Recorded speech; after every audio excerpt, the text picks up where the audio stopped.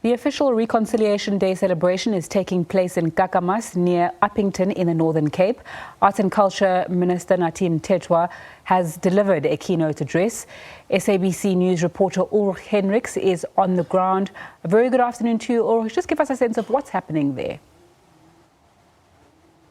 Well, the festivities has just concluded. Nathi Mthethwa, of course, doing that keynote address, talking about the COVID-19 pandemic, the effect that has had on the economy, but also on the social construct in terms of the society. He's also spoken about gender-based violence and that men and boys need to get to the point where they shoulder the blame and the responsibility to end gender-based violence.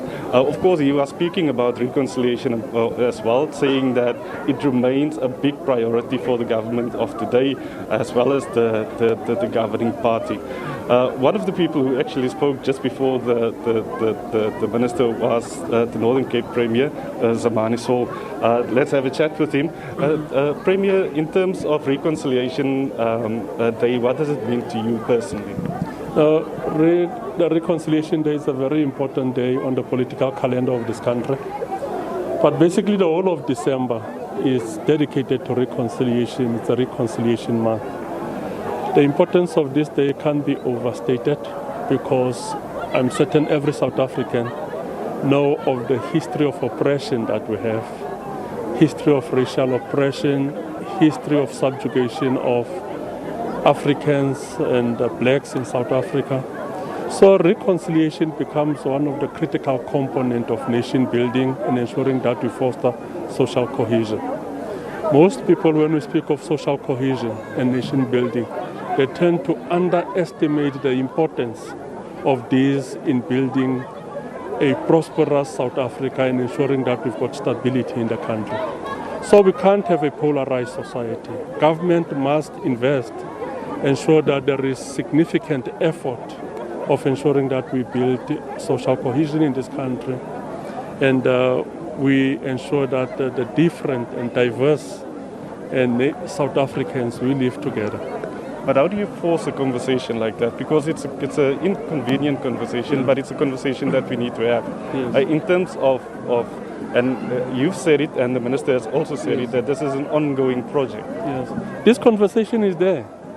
Every day in our society, the conversation is there. The racial conflicts which are taking place actually brings up this conversation. The issue of economic inequality in this country brings up the conversation. The issue of high levels of unemployment and poverty brings up the conversation. When we speak about reconciliation, it's not a political concept which is about us living together, but it's about us and also looking at the spatial dimension of the country, looking at the economy of the country.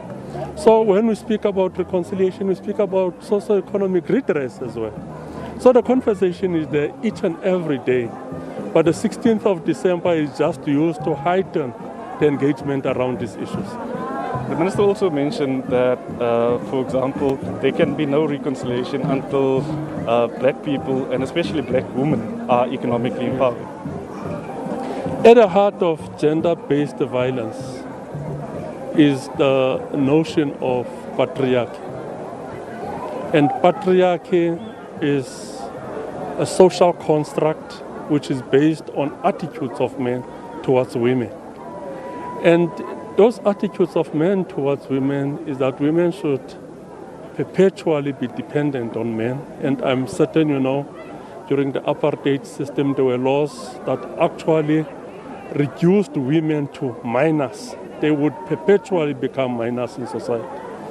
So when we speak about reconciliation and addressing the imbalances of the past, addressing the issue of gender becomes one critical component thereof. So what we need to do at a conscious level, that is the reason even why government has got a program to ensure that in our procurement spend, we affirm women. There's an increase of women enterprises who are getting opportunities from the procurement spend of government.